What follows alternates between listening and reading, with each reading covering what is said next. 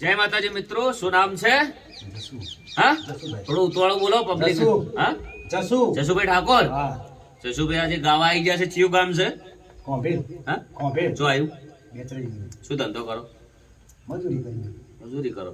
પણ એમ ધંધો બંધો કરવાનો, સંગીતનો સાઈડમાં થોડું કરતું રહેવાનું, પણ ધંધો પહેલો કરવાનો.